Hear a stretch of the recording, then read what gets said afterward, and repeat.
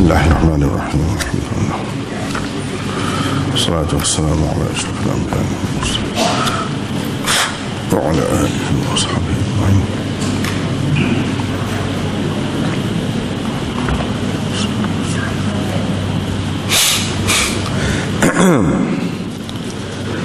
Malam ni sambung kepada perbincangan hak baru ni, iaitu di bawah usul yang ke-12, mencari dan mengesan struktur mikro atau an-nazmul khafif di dalam ayat-ayat Al-Quran. Kita sikit sebanyak sudah bincang dah baru ni. Dan ini malam ni masuk kepada kaedah mengesan struktur mikro ayat-ayat Al-Quran. Adalah tidak sukar mengesan perhubungan dan perkaitan di antara satu perkataan dengan perkataan lain,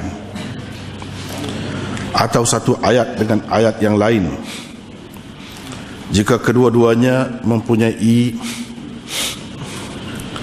perhubungan dan perkaitan yang nyata, seperti perhubungan ataf,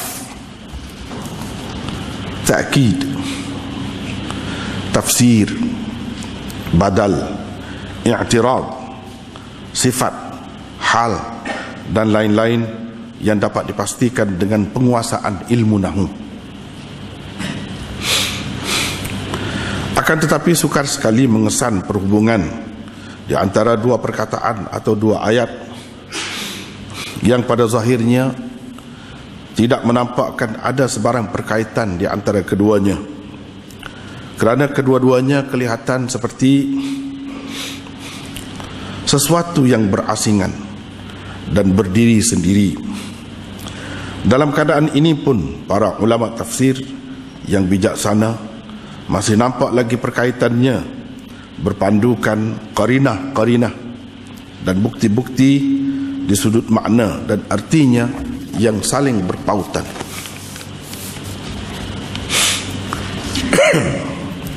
Sebenarnya dalam situasi ini pun para ulama tafsir tetap menggunakan kaedah-kaedah tertentu untuk mengesan struktur mikronya. Antara kaedah yang sering digunakan untuk mengesan struktur mikro ayat-ayat Al-Quran yang di luar daripada skop ilmu nahwu ialah itu beberapa perkara yang saya kemukakan di situ. Antaranya A, At-Tanzir, seterusnya muka surat 65, B, Al-Mudaddah, muka surat 66, C, Al-Istitrad, muka surat 68, Husnul Takhallus, D,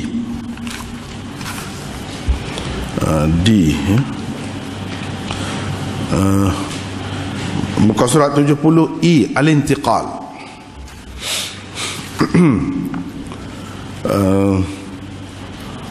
kemudian F, muka surat 72, Husnul Matlab atau Husnul Talab, 72 juga G, Al-Iltifat,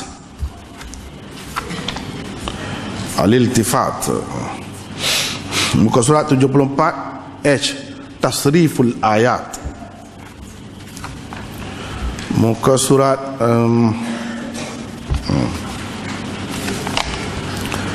72, HI, At-Tarji'at, I itu ada huruf tebal sikit. J, muka surat 78, Audun alal bad'i, muka surat 78 juga Al-Ijaz, K,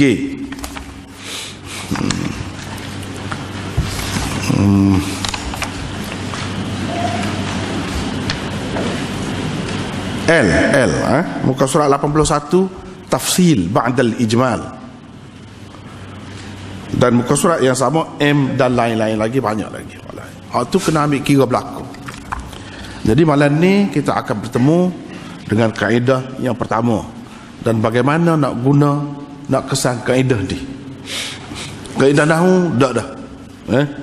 Kaedah nahwu tu mudah. Tapi kepada hak tak belajar, hak tu pun tak lepas lagi, susah lah. Hak tu kena lepas dah. Sebab hak tu kira mudah lagi. Dalam Quran, ayat-ayat Al-Quran bukan sahaja tepat dari sudut penggunaan nahwunya, tapi juga dari sudut ilmu balaghahnya.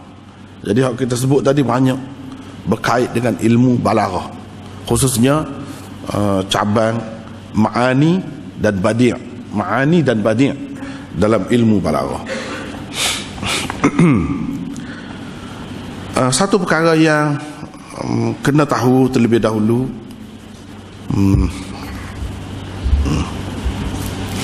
iaitu ayat-ayat yang kita panggil ayat-ayat Quran ni, jangan kita ingat sebuah ayat manusia biasa. Tidak gitu. Kalau manusia biasa, ayat biasa lah, kita belajar biasa-biasa ni, orang panggil kepada dia, kita panggil. Saya pun tak apa reti bahasa Melayu juga, reti kecek lah, nahwu Melayu tak apa reti.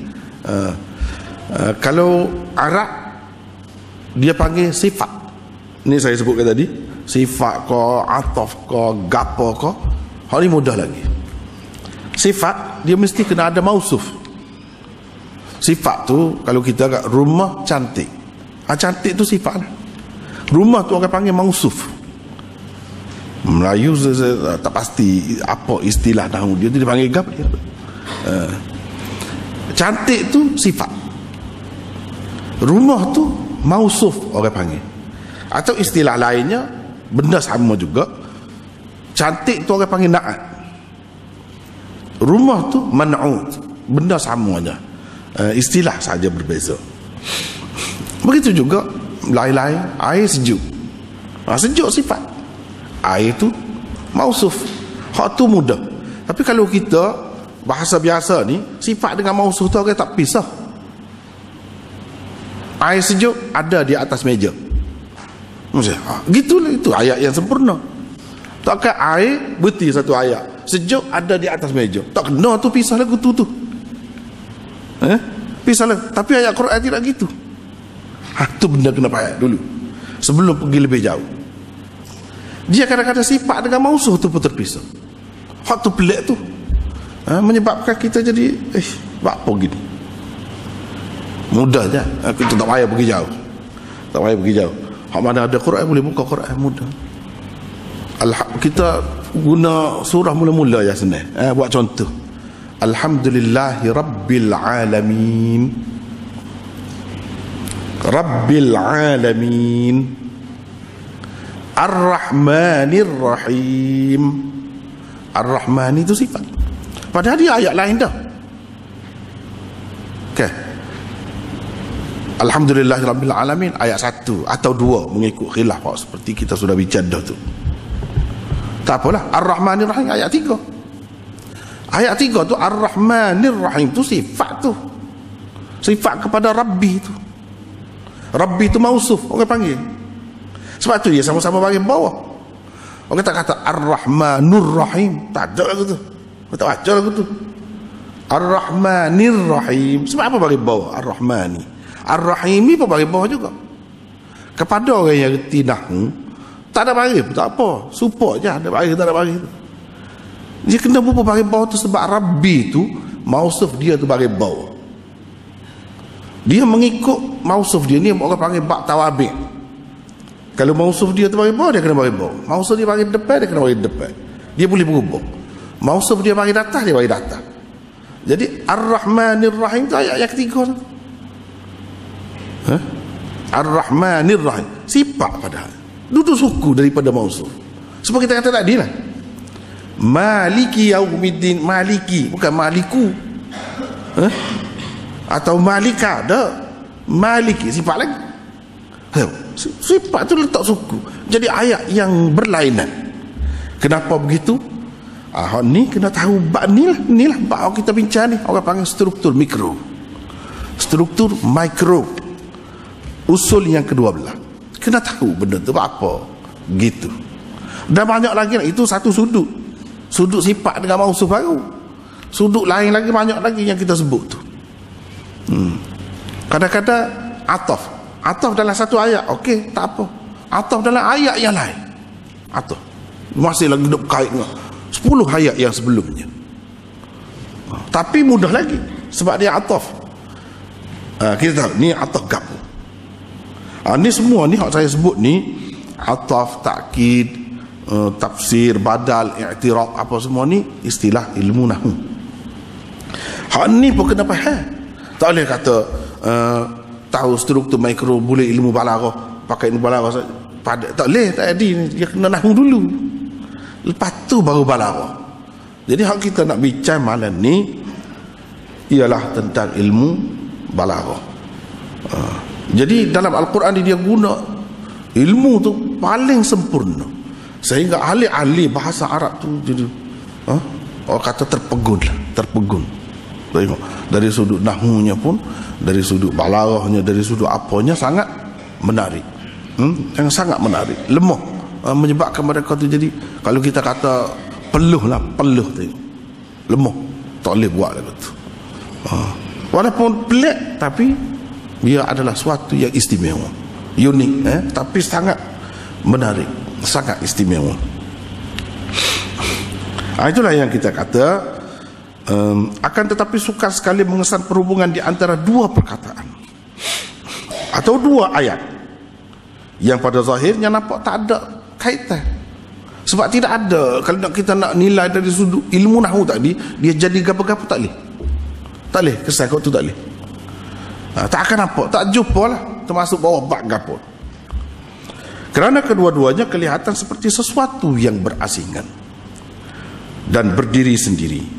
Tapi ulama-ulama tafsir inilah sumbangan ulama tafsir sangat besar, sebab dia cuba kaitkan, cuba cari perkaitan tu. Ada kaitan kau tak ada? Hak kecil-kecil ni. Inilah orang panggil an-nazmul khafif. Sebelum pada ni an-nazmul jali. Nazmul jali tu hak kasar, secara kasar. Hak ni halus, setiap perkataan, setiap ayat, apa kaitan hak ni dengan hak ni? Itu benar. Kadang-kadang kaitan itu antara beberapa ayat. Dia perhati juga. Jadi pendaklah, sebab itulah orang jadi ahli tafsir saja. Orang jadi ahli hadis saja. Sebab waktu pada waktu je sebenarnya. Letih dah, rebah dah situ. Banyak sangat. Jadi nak pasti ke sini ni mana? Antara dua perkataan selepas tu selalu kadang-kadang banyak lepas pada tu, tapi boleh kait. Itulah keistimewaan ahli tafsir. Ada kita dapati di dalam kita tafsir. Tapi kalau kita baca tafsir tak jumpa lah mungkin. Kena baca banyak baru ada contoh dia. Ni contoh. Ni termasuk dalam bab ni. Dia kata termasuk dalam bab tanzir misalnya. Tanzir atau nama dia yang lain ada lagi. Itu kita lihat pada muka surat 64 dah. Tengok muka surat 64.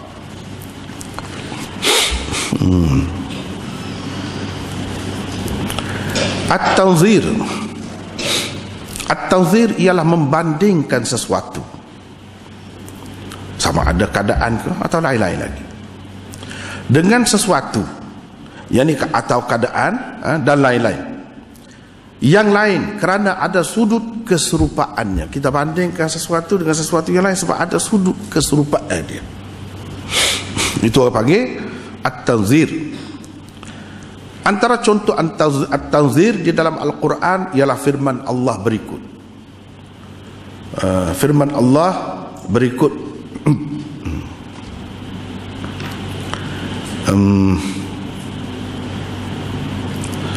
Yaitu kama akhrajaka rabbuka min baitika bil haqq.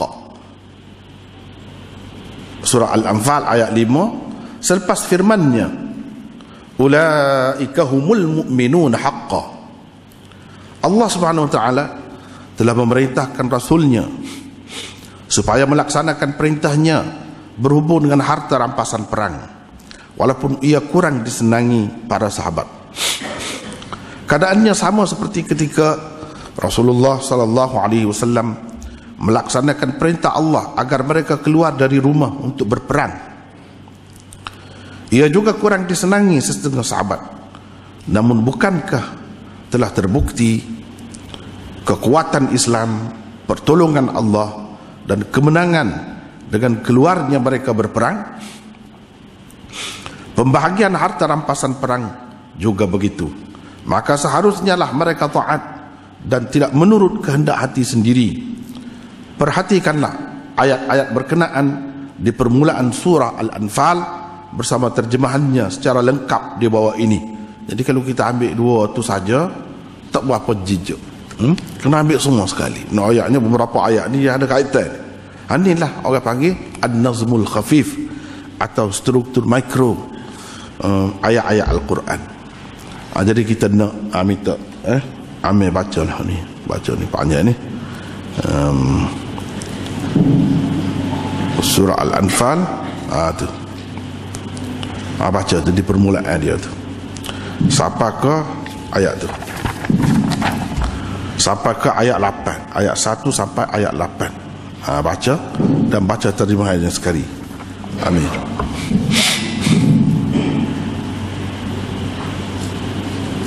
أعوذ بالله من الشيطان الرجيم بسم الله الرحمن الرحيم يسألونك عن الأنفال قل الأنفال لله والرسول فاتقوا الله وأصلحوا ذات بينكم وأطيعوا الله ورسوله إن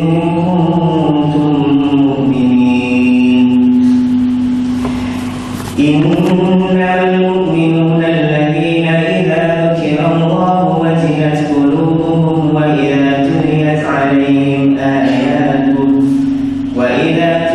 عليهم آياته زادتهم إيمانا وعلى ربهم يتوكلون الذين يقيمون الصلاة ومما رزقناهم ينفقون أولئك هم المؤمنون حقا لهم درجات عند ربهم ومغفرة ورزق كريم كما أخرجك ربك من بيتك بالحق وإن فريقا من المؤمنين لكارهون يجادلونك في الحق بعدما تبين كأنما يساقون إلى الموت وهم ينظرون وإذ يعدكم الله إحدى الطائفتين أنها لكم وتودون أن غير ذات الشوكة تكون لكم ويريد الله أن يحق الحق بكلماته ويقطع دابر الكافرين ليحق الحق ويبطل الباطل ولو كره المجرمون. Mereka bertanya kepadamu wahai Muhammad tentang harta rampasan perang. Katakanlah, harta rampasan perang itu terserah kepada Allah dan kepada Rasulnya untuk menentukan pembahagiannya. Oleh itu bertakwalah kamu kepada Allah dan perbaikilah keadaan perhubungan di antara kamu, serta taatlah kepada Allah dan Rasulnya jika betul kamu orang-orang yang beriman. Sesungguhnya orang-orang yang beriman itu yang sesungguhnya ialah orang-orang yang apabila disebut nama Allah dan sifat-sifatnya gemetarlah hati mereka, dan apabila dibacakan kepada mereka ayat-ayatnya bertambahlah iman mereka kerananya, dan kepada Tuhan jualah mereka berserah, yaitu orang-orang yang mendirikan sembahyang dan yang mendermakan sebahagian dari apa yang kami berikan kepada mereka. Mereka adalah orang-orang yang beriman dengan sebenar-benarnya. Mereka akan mendapat pangkat yang tinggi di sisi Tuhan dan keampunan serta limpah kurnia yang mulia di syurga. Sebagaimana harta rampasan ditentukan, sebagaimana harta rampasan perang ditentukan pembahagiannya dengan kebenaran, maka Tuhan wahai Muhammad mengeluarkan dari rumahmu untuk pergi ke perang dengan kebenaran juga. Sedang sebahagian dari orang-orang yang beriman itu sebenarnya tidak suka turut berjuang. Mereka membantahmu tentang kebenaran berjihad setelah nyata kepada mereka kemenangan yang engkau janjikan, seolah-olah mereka dihalau kepada kematian, sedang mereka melihat sebab-sebabnya. Dan ingatlah ketika Allah menjanjikan kepadamu bahawa salah satu dari dua golongan yang kamu hadapi adalah untukmu, sedang kamu menginginkan bahawa yang tidak mempunyai kekuatan senjata yang untukmu. Dan Allah menghendaki untuk membenarkan yang benar dengan ayat-ayatnya dan memusnahkan orang-orang kafir, supaya Allah menegakkan yang benar itu dan menghapuskan yang salah, kufur dan syirik, sekalipun golongan kafir musyrik yang berdosa itu tidak mengingkarinya.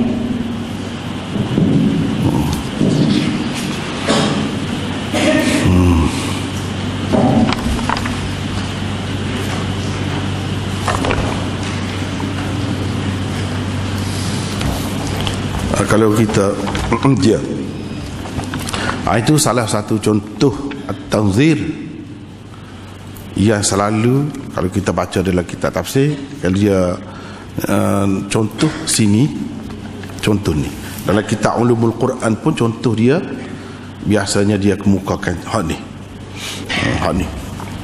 Sebab tu saya pun kemukakan hak ni, padahal banyak lagi hak lainnya, banyak lagi. Jadi kalau kita tengok ni, kita tengok ayat yang keempat, ayat yang keempat, ayat yang keempat, iaitu orang-orang yang mendirikan, mereka lah orang-orang yang beriman dengan sebenar-benarnya dan seterusnya sampai ke akhir itu. Lepas tu ayat kelima, bermula daripada ayat kelima, terjemahan dia tu tengok, sebagaimana kalau kita tak mengambil kira dalam bracket tu, dalam kurungan itu, ambil kira hak luar saja, hak itulah hak asalnya. Hak dalam bracket ke apa tu, orang panggil untuk tafsir lah, dalam bracket tu untuk menjelaskan maksud dia. Hak tu semua tu dalam bracket tu mengambil kira struktur mikro dia lah, jadi gitu tu ada tu. Jadi sebagaimana Tuhanmu mengeluarkanmu dari rumahmu dengan kebenaran juga, sebagaimana Tuhanmu mengeluarkanmu dari rumahmu dengan kebenaran juga, kama akhrajaka rabbuka min baitika bil haqq. Hati sebagaimana tu, sebagaimana mana tu, tidak berapa nampak situ. Sedangkan dia ada kaitan dengan apa namanya, pembahagian harta rampasan perang tu tak berapa nampak, sebab banyak sangat ayat tu kan, panjang. Jadi sebagaimana tu nak kaitkan dengan hak mana sebagaimana tu. Jadi sedangkan tak ada sebut dengan jelas sebelum pada tu, hanya dapat difahami daripada ayat-ayat tadi bahawa di sini timbul masalah perbezaan pendapat tentang masalah pembahagian harta rampasan perang. Jadi Allah Subhanahu Wa Taala nak katanya hak ni pun serupa dengan hak dulu juga. Hak dulu tu mana? Iaitu Allah suruh kamu keluar pergi berperang. Perang apa dia? Perang Badar ni maksudnya, perang Badar. Ada pada ketika itu setengahnya tidak berapa senang. Sama ada kita kata sahabat-sahabat ni yang digunakan di dalam tafsir-tafsir ni, sahabat sungguh atau sahabat pada nama. Pada hakikatnya orang-orang munafik. Pada hakikatnya orang-orang munafik. Sebab kadang-kadang dalam Quran atau dalam hadis tu perkataan sahabat tu dia guna untuk orang munafik pada juga. Dari segi zahir dia, dari segi zahir dia tu nyata sebagai orang-orang Islam yang beriman dengan Nabi pada masa tu, maka mereka dianggap sebagai sahabat, dipanggil sahabat. Tapi sebenarnya tidak sahabat lah, sebab syarat sahabat tu kena beriman. Sama ada mereka ni munafik atau sahabat sendiri. Sahabat pun dia ada juga kemuskilan, ada juga bantahan kadang-kadang, sebab dia ingat benda ni bukan suatu keputusan daripada Allah SWT lagi. Bahkan banyak kali berlaku Nabi SAW rakyat sesuatu tu bukan merupakan keputusan daripada Allah SWT. Bahkan Nabi mengesyorkan bagi peluang kepada sahabat-sahabat untuk bagi pendapat. Dengan sebab itulah ada kekeliruan di sini. Setengah-setengah sahabat tu kata gini, orang ni kata gini tentang harta rampasan perang.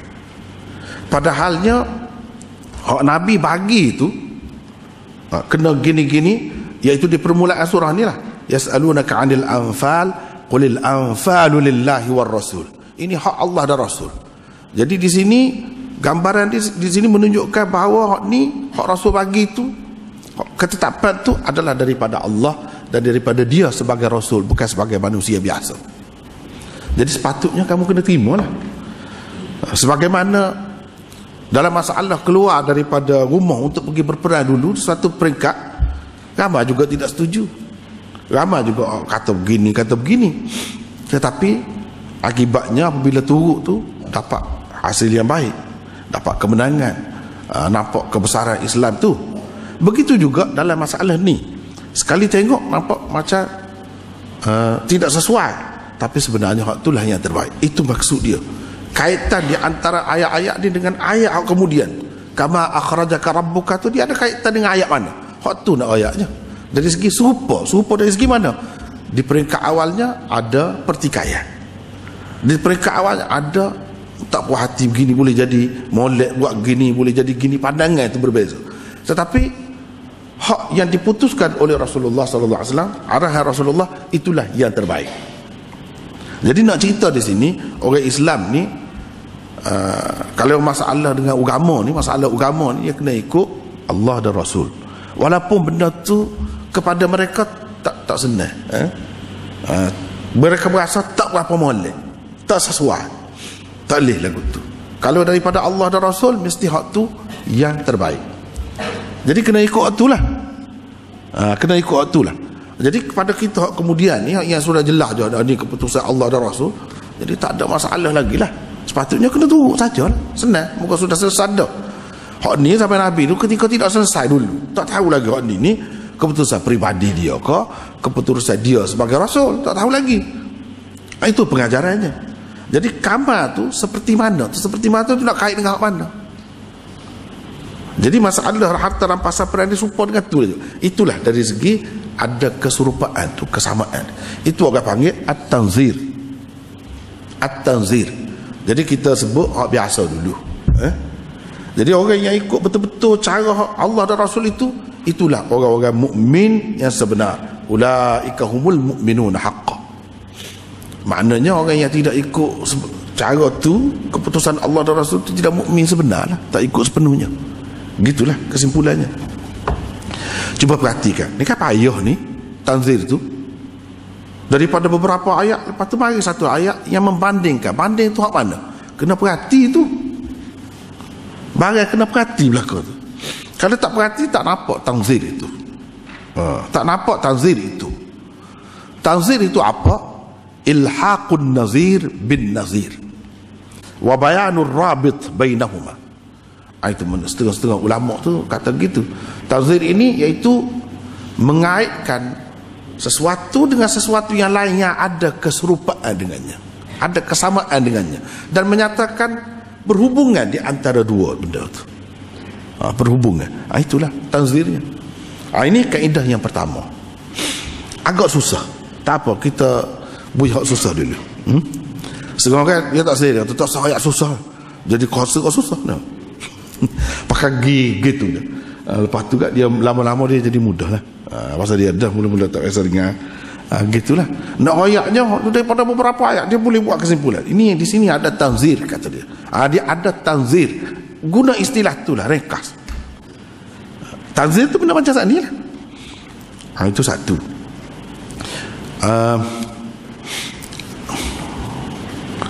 Orang panggil juga setengah-setengah dalam istilahnya tanzir ini mura'atun nazir. Kalau dalam istilah ilmu badi' lebih banyak guna istilah mura'atun nazir.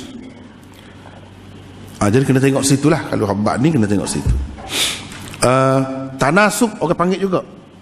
Iktilaf orang panggil juga. Taufik orang panggil juga. Talfiq pun orang panggil juga. Ini istilah-istilah yang memberi makna yang sama. Jadi kalau kita jumpa dalam ini kata ini adalah talfiqnya.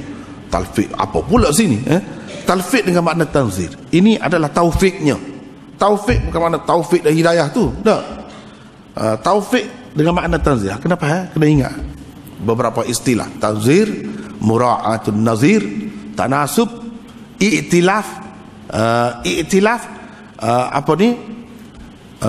taufiq dan juga talfiq. Ini semua istilah untuk benda yang sama. Boleh jadi dalam kitab ni dia guna istilah ni, dalam kitab tafsir ni dia guna istilah ni. Kena faham. Bila dia guna, ikutlah mana-mana satu. Kena faham. Ini benda yang sama.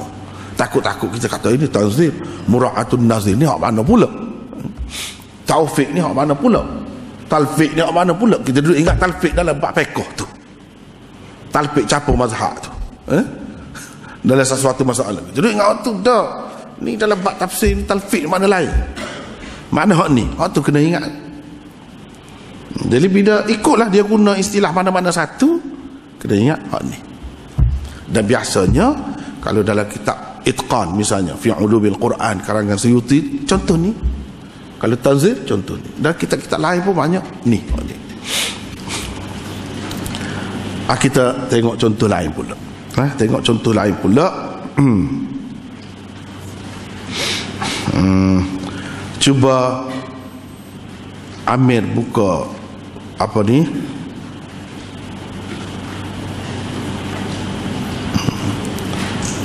Surah An-Nahl. Surah An-Nahl ayat 65 sampai 75. 65 sampai 70. 65 sampai 70. Amir baca dan terjemah.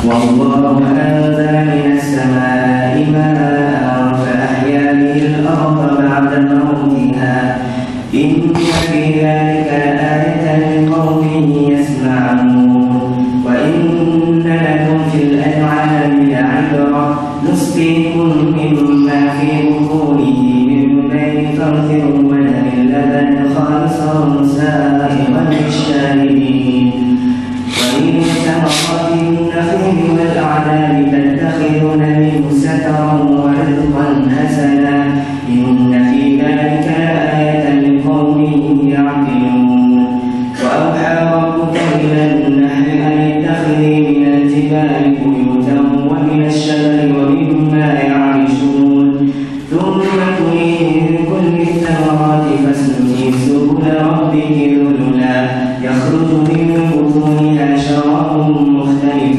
ألوانه فيه شفاء للناس إن في ذلك آية لقوم يتفكرون والله خلقكم ثم يتوفاكم ومنكم من يرد إلى أرذل العمر كي لا يعلم بعد علم شيئا إن الله عليم قدير.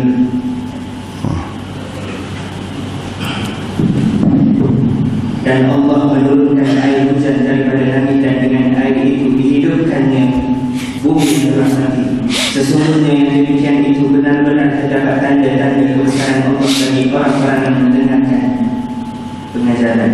Dan sesungguhnya pada hari mendengarkan itu terdapat pelajaran bagimu. Kami memberimu minuman daripada apa yang ada di dalam mulutnya, berupa susu yang bersih daripada kekotoran dan darah yang mudah diminum bagi orang yang meminumnya. Dan daripada buah kurma dan anggur kamu membuat minuman memabukkan dan rezeki yang baru. Sesungguhnya yang demikian itu benar-benar terdapat tanda kebesaran Allah bagi kaum yang memikirkan. Dan Tuhanmu mengilhamkan kepada lebah, buatlah sarang di gunung ganap, di pohon-pohon kayu dan di tempat-tempat yang dibina oleh manusia.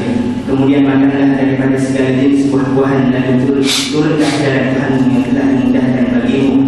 Daripada perut lebah itu keluar minuman, yakni madu yang berbagai jenis warnanya. Di dalamnya terdapat ubat yang menyembuhkan bagi manusia.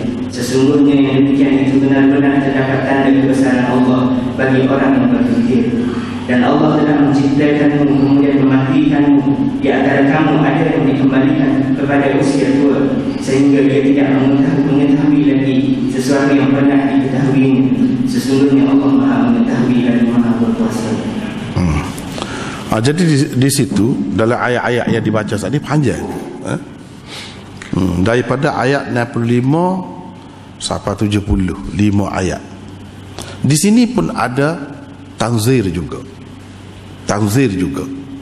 Atau mura'atun nazir, atau istilah-istilah yang lain yang kita sebut dah tadi tu, di situ pun ada juga. Iaitu Tuhan nak ceritanya apa dia? Kejadian manusia tu. Kejadian manusia serupa, ada keserupaan dengan kejadian-kejadian yang lain.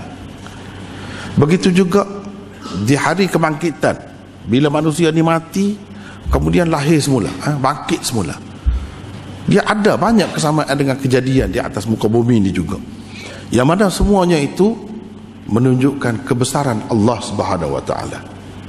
Dalam kehidupan tu, sementara hidup tu banyak benda yang diperlukan, benda yang diperlukan oleh manusia yang menjadi tanda kepada kekuasaan Allah Subhanahu wa taala. Macam-macam lah dia buat, susu, lebah dengan madunya dan sebagainya.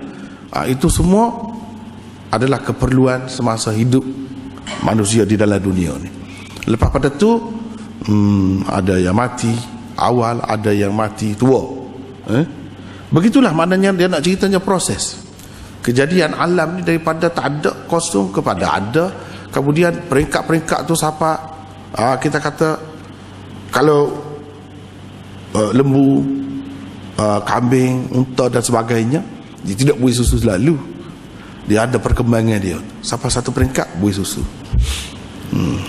Begitu juga dengan pokok-pokok, dia dalam ayat-ayat tu kalau kita baca kan, daripada kecil sampai kepada besar, lepas tu dia jadi tua, lepas tu mati. Mati. Proses tu serupa je, ada kesamaannya. Ada kesamaannya. Itulah yang dikatakan tanzir. Allah SWT amal akhir, apa dia akhir tu? Wallahu khalaqakum thumma yatawaffakum tu. Allah menjadikan kamu, kemudian mematikan kamu. Mana kejadian kamu tu pun serupa dengan hal tadi juga. Dari segi ada kesamaannya itu. Dari segi ada kesamaannya. Jadi kamu pun makhluk serupa dengan orang lain, tak ada beza je. Di situ payah sikit ni. Tapi saya kata dah tadi, kadang-kadang molek tak usah kata payah. Kalau kata payah, lagi setengah payah. Di situ ada mura'atun nazir. Walaupun dalam cerita gitu, tapi dia ada tu kesamaan, keserupaan yang Allah SWT nak suruh kita fikir, nak suruh kita mikir. Kesamaan, keserupaan di antara kita dengan kejadian-kejadian lain di sekeliling kita tu, dengan kejadian-kejadian lain di sekeliling kita. Di situ pun ada mura'atun nazir juga, ataupun at-tanzir.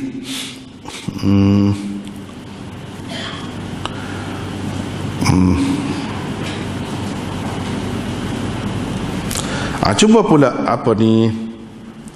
Amir tengok surah Al-Ma'idah, bacalah ayat 27 hingga 32. Ayat 27 hingga 32.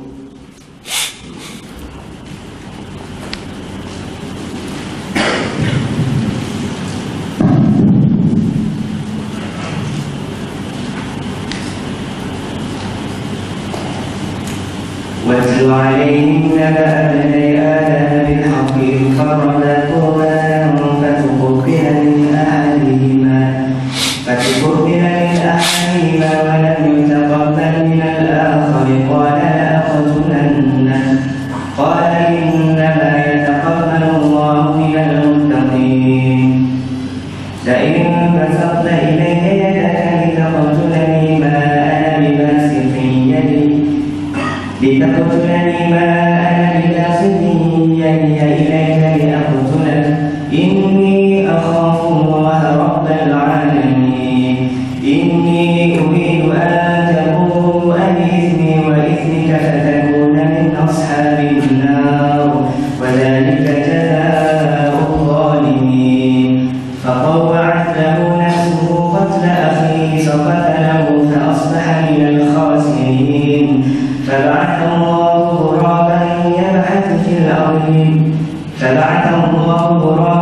يبحث في الأرض ليريه كيف يواري سوءة أخيه قال يا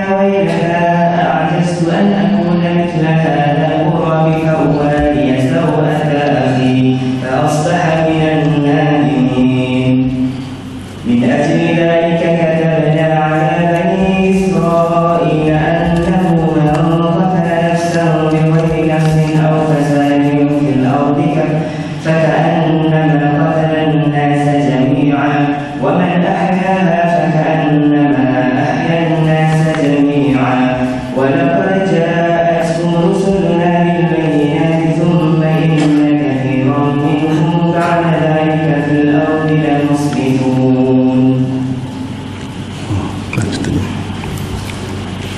Dan ceritakanlah yang sebenarnya kepada mereka tentang kisah kedua-dua putera Adam ketika mereka berdua mempersembahkan korban. Maka korban salah seorang daripada mereka berdua diterima dan daripada yang lain tidak diterima. Dia Qabil berkata, sesungguhnya aku pasti membunuhmu. Dia Habil berkata, sesungguhnya Allah hanya menerima amalan daripada orang yang bertakwa. Sesungguhnya jika engkau menggerakkan tanganmu kepadaku untuk membunuhku, aku tidak akan menggerakkan tanganku kepadamu untuk membunuhmu. Aku takut pada Allah, Tuhan seluruh alam. Sesungguhnya aku ingin agar engkau kembali dan membawa dosa membunuhku dan dosamu sendiri-sendiri, maka engkau akan menjadi penghuni neraka, dan itulah balasan bagi orang-orang yang zalim. Maka nafsu Qabil mendorongnya untuk membunuh saudaranya, kemudian dia pun benar-benar membunuhnya. Maka jadilah dia termasuk orang-orang yang rugi. Kemudian Allah memutuskan seekor burung gagak menggali tanah untuk diperlihatkan kepadanya Qabil bagaimana dia seharusnya menguburkan mayat saudaranya. Qabil berkata, oh celaka aku, mengapa aku tidak mampu berbuat seperti burung gagak ini sehingga aku dapat menguburkan mayat saudaraku ini. Maka jadilah dia termasuk orang-orang yang menyesal. Oleh kerana itu kami tetapkan satu hukum bagi Bani Israel, bahawa barang siapa membunuh seseorang bukan kerana orang itu membunuh orang lain atau bukan kerana melakukan kerosakan di bumi, maka seakan-akan dia telah membunuh semua manusia. Barang siapa memelihara kehidupan seorang manusia, maka seakan-akan dia telah memelihara kehidupan semua manusia.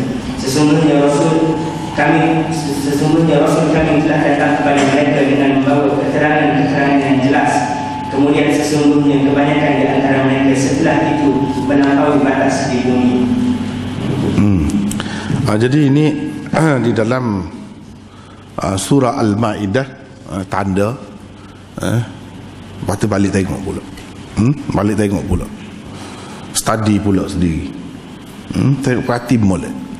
Sebab mungkin sepintas lalu tu kita tengok tak buat apa-apa, tapi bila perhati molek, terutamanya kepada hak boleh bahasa Arab, hak boleh baca tafsir Arab tu sendiri, molek tengok semula. Bagaimana dikatakan di sini ada kaedah at-tanzir itu. Jadi cerita rekah ceritanya ayat-ayat yang dibaca tadi, kisah dua orang anak Adam, yang seorangnya membunuh yang seorang lagi, Qabil dan Habil tu. Tak apalah dalam cerita, dalam ayat tu dia sebut dah tu nak bunuh, waktu tak sih. Pasalnya buah deki gapo itulah, innama yataqabbalullahu minal muttaqin gapo tu.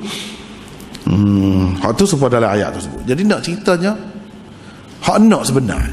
Tanzir tu duduk mana? Ayat tu baca sendirilah, terjemah tu tengok. Min ajli dzalika katabna ala bani Israel, dan seterusnya. Situ min ajli dzalika. Sebab itulah, kerana itulah tu hak mana?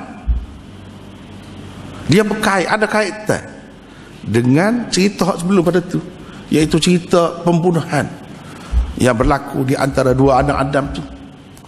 Qabil bunuh Habil tu. Dalam hadis ada sebut setiap kali manusia bunuh orang, dapat dosa dia tu kepada Qabil, hak dia bunuh tu anak Adam. Sebab dia yang mula-mula buat, tu bunuh orang tu. Sebelum pada tu tak ada lagi. Pembunuhan bermula daripada peristiwa tu. Jadi dengan sebab itulah dia ada peraturan tu. Peraturan setengah-setengah satu perkara tu, kalau kita mula buat, kalau molek, hak molek kemudian sampai kiamat boleh, sebab kau kita semua. Hak tak molek kalau kita buat dosa dia atau keburukan dia tu sampai kiamat orang buat boleh sokmo kita. Dengan sebab itulah, dengan sebab peraturan atau sunnatullah tadi, ketetapan Allah tadi, maka berlaku kepada Bani Israel, man qatala nafsan bighairi nafsin aw fasadin fil ard faka'annama qatala an-nasa jami'a. So siapa yang bunuh orang tanpa dia bunuh orang lain, ataupun tanpa dia melakukan apa-apa kerusakan di muka bumi, seolah-olahnya dia membunuh manusia sekaliannya. Dia ada persamaan itu. Jadi anak Nabi Adam dia bunuh adik-adik dia seorang je, tapi supo dia bunuh semua orang. Supo dia bunuh semua orang. Supo juga orang ni. Kalau kita tak bunuh, bermakna kita menghidupkan semua orang. Dia ada persamaan. Itulah yang dikatakan tanzir. Itulah yang dikatakan tanzir. Jadi ada mura'atun nazir. Tuhan ambil kira kesamaan, sudut kesamaan di antara peristiwa yang kedua dengan peristiwa yang dikemukakan sebelum itu. Ini satu bentuk tanzir juga, atau mura'atun nazir juga. Ketetapan Allahnya begitu. Sebab kalau kita buat tu kadang-kadang ikutlah apa-apa pun, benda tak molek ni kadang-kadang buat atas satu orang je, dia pula buat ke orang lain, hak tu buat pula ke orang lain, buat pula kepada orang lain, seterusnya. Kalau tidak dia tak tahu pun benda tu. Kalau tidak dia tidak tahu pun benda tu. Tapi dengan sebab satu orang buat ke dia, satu orang, lepas tu berterusan sampai sampai ke akhir zaman. Begitulah. Ini contoh yang ketiga. Kita ambil satu lagi contoh yang pasal benda agak rumit sikit kan. Kita nak mari 2, 3, 4 contoh, lepas tu perhati molek. Iaitu cuba tengok ayat 75 surah Ali Imran. Ambil baca tu 75 surah Ali Imran.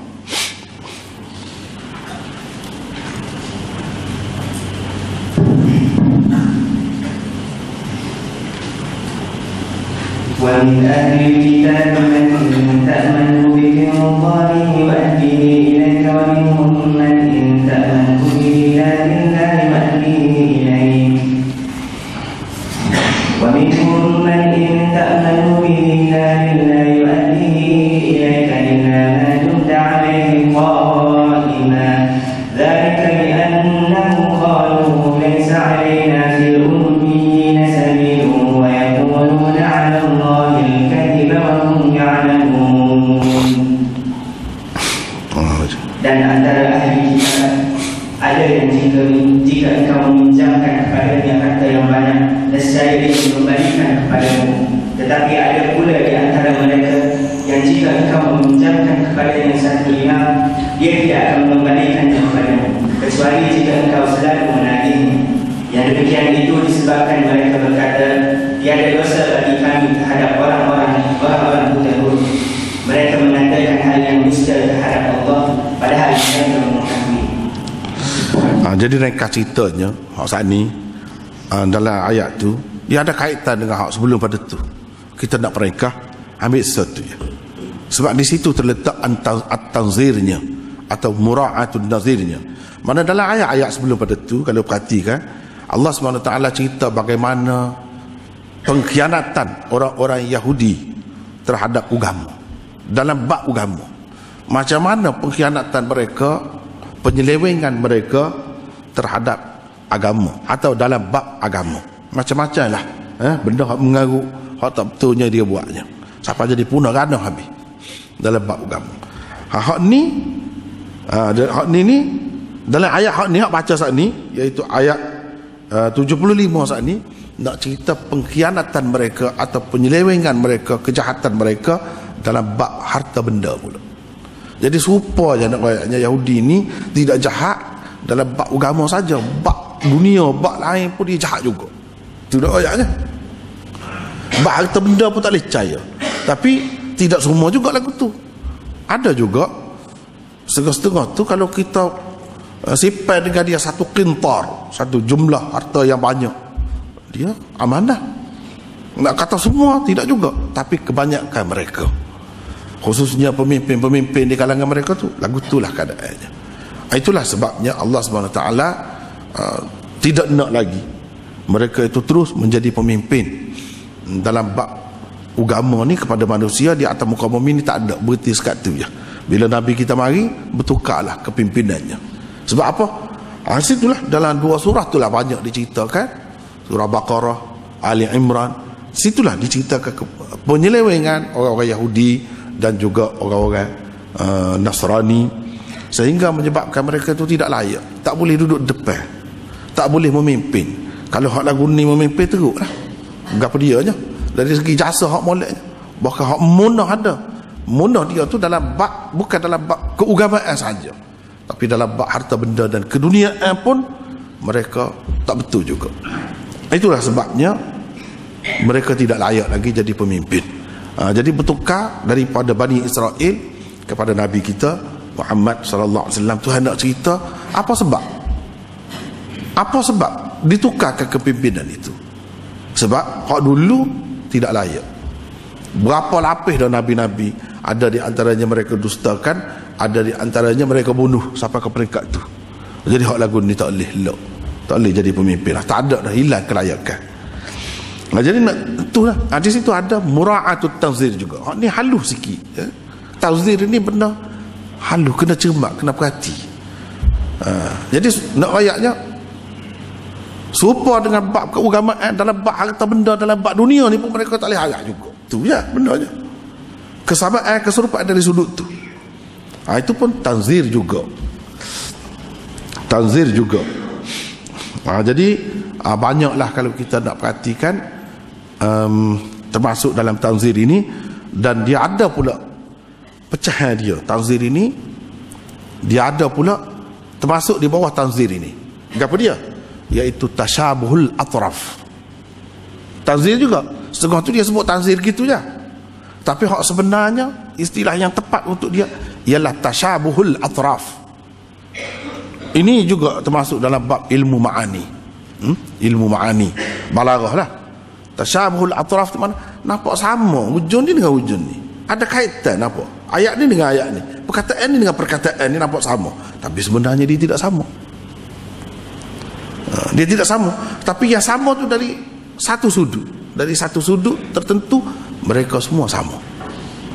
Ni orang panggil tasyabuhul atraf. Contohnya kalau kita nak tengok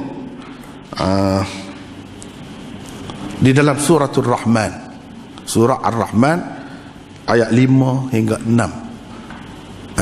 Ayat 5 dengan 6, cuba Amir tengok, Amir baca dan terjemah. والشمس والقمر بحسبان والنجم والشجر يسجدان. Matahari dan bulan beredar mengikut hitungan yang tertentu, dan tumbuh-tumbuhan dan pohon-pohon kedua-duanya tunduk kepadanya.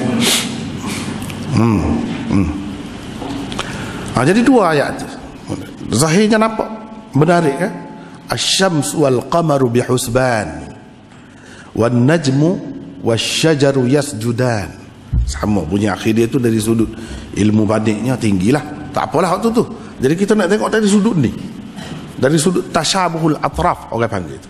Nampak sama dari segi zahir dia, tapi sebenarnya tidak. Asy-syamsu wal qamar, matahari dan bulan sama. Sama-sama planet tu, sama-sama duduk di atas kita, kita duduk tengok tu. Wan najmu wasyajaru, an-najmu dalam ayat seterusnya, berikutnya tu, sekali kita tengok, sekali kita dengar ada sebut matahari dan bulan ni, kita duduk kamat-kamat bintang. An-najmu tu bintang, padahal bukan bintang situ, bukan dengan makna bintang di situ, tapi dia sesuai tu. Ada kesesuaian dengan matahari dan bulan yang disebut sebelum tu, sebab sama-sama planet. Jadi wan najmu, kalau sekali kita tengok sekali lalu lah, tak ambil kira tafsir apa semua tu, dan tak ambil kira bahasa yang halus di sebalik tu, iaitu mengambil kira asyajaru selepas tu, maka dia boleh jadi kita terjemah dengan makna bintang, padahal bukan bintang. An-najmu tu maknanya tumbuh-tumbuhan yang tidak berbatang,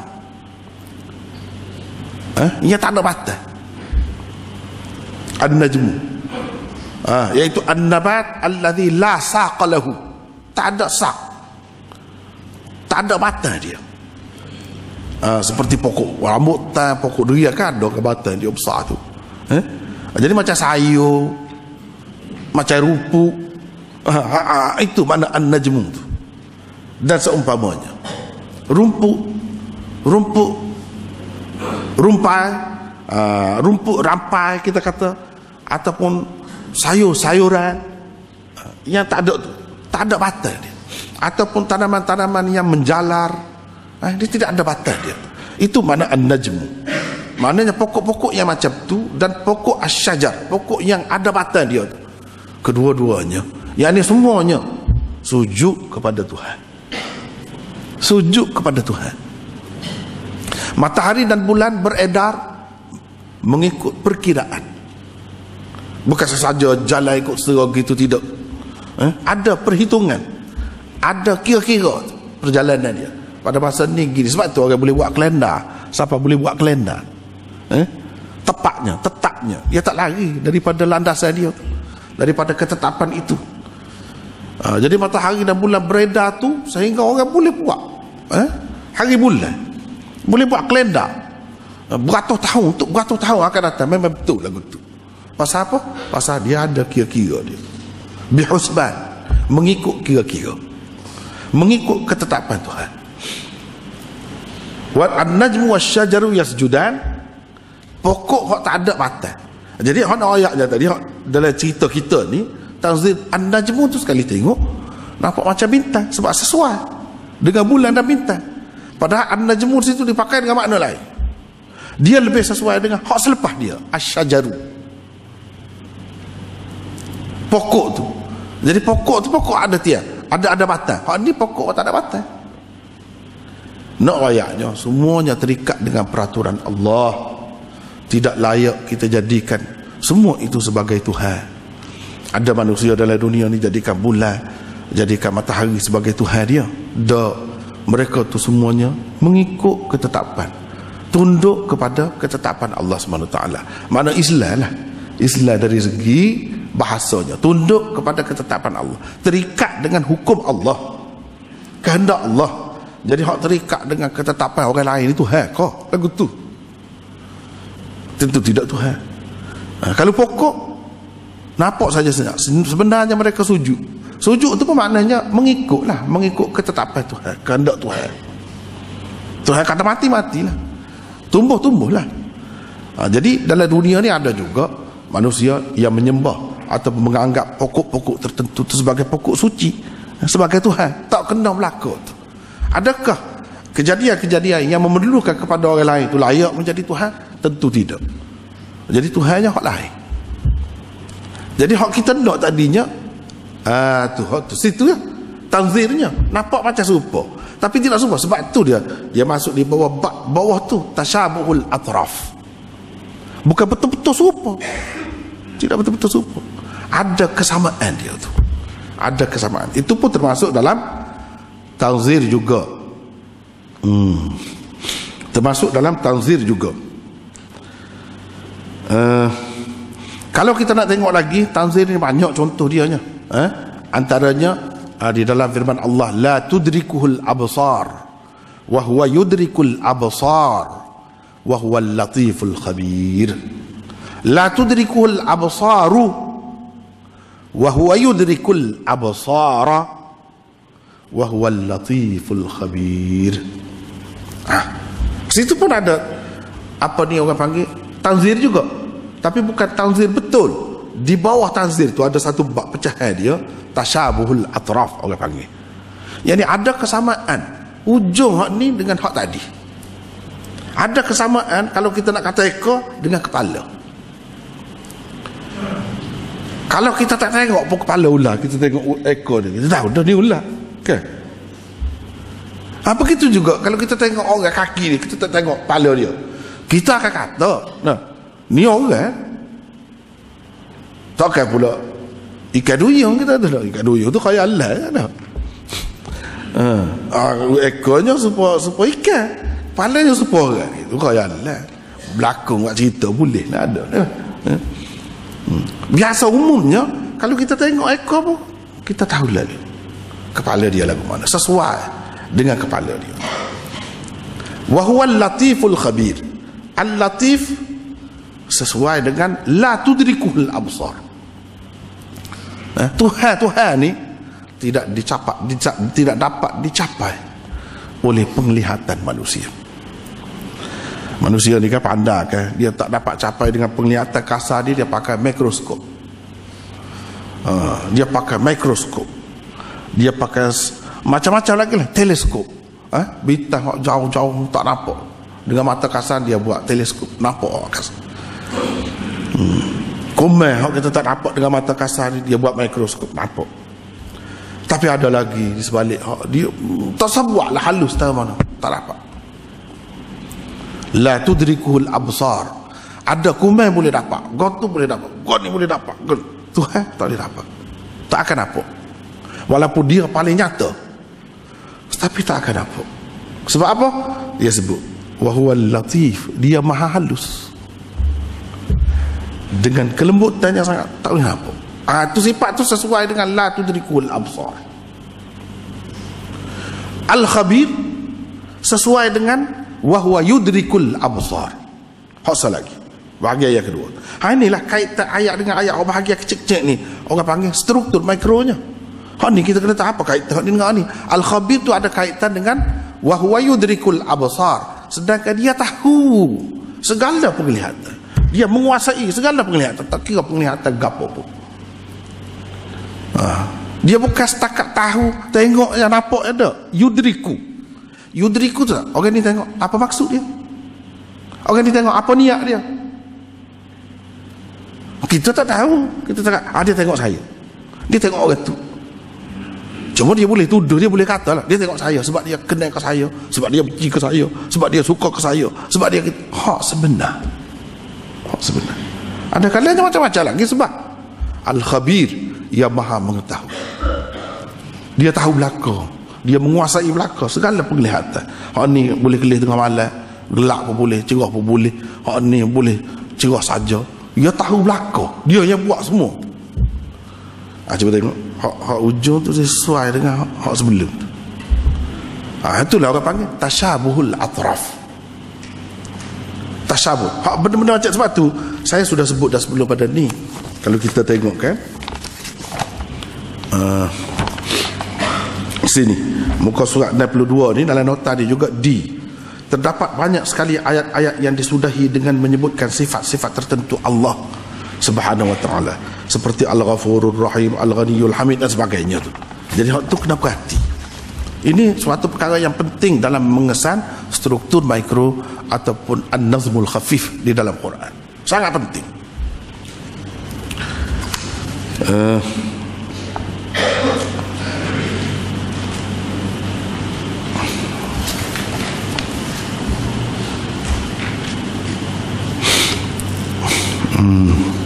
Itu antaranya tasyabuhul atraf. Termasuk dalam tasyabuhul atraf lagi, kalau sebagai contoh lah nak tengok di dalam Quran ni banyak sekali. Antaranya di dalam ayat suratul Hajj ayat 64, lahu ma fis samawati wa ma fil ard wa annallaha lahuwal ghaniyyul hamid. Situ kepunyaannya lah apa-apa yang ada di langit-langit dan apa yang ada di bumi, dan sesungguhnya Allah, dia adalah Tuhan yang maha kaya lagi maha terpuji, jadi dia ada kaitan lahu ma fis samawati wa ma fil ard, kepunyaan dia segala apa yang duduk di langit-langit dan di bumi, apa yang ada di bumi. Wa innallaha lahuwal ghaniyyul hamid, wa innallaha lahuwal ghaniyyul hamid. Al-ghani, dia ada kaitan dengan lahu ma, tak kaya lagu mana. Kalau orang tu ada 100 hektar, kita kata kaya dah. Ada sekian-sekian banyak, atau berapa juta kita ada. berapa juta kita kaya dah, kita kata kaya benar dah. Ni hak milik langit dan bumi, tak kaya mana. Lahu al-ghani kaya sungguh, sehingga tidak perlu kepada yang lain. Walaupun begitu, dia bukan kerana nak gapo-gapo ambil manfaat daripada langit dan bumi sebab kita tu nak pitih, nak beli gotu ni, nak makan, buat padi gapo tu, ada keperluan. Dia tidak. Al-Hamid, terpuji. Dalam keadaan terpuji, tidak kata tomok, tidak ini, tidak. Jadi itu cuba tengok, perhati Al-Ghaniyul Hamid sesuai dengan lahu ma fis samawati wa ma fil ard.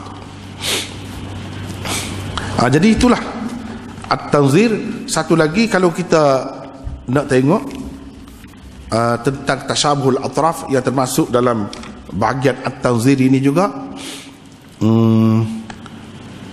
surah Al-Ma'idah ayat 118.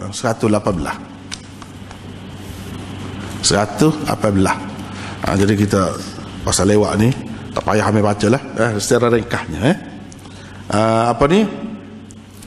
In tu'adzibhum fa innahum ibaduk wa in taghfir lahum fa innaka antal azizul hakim.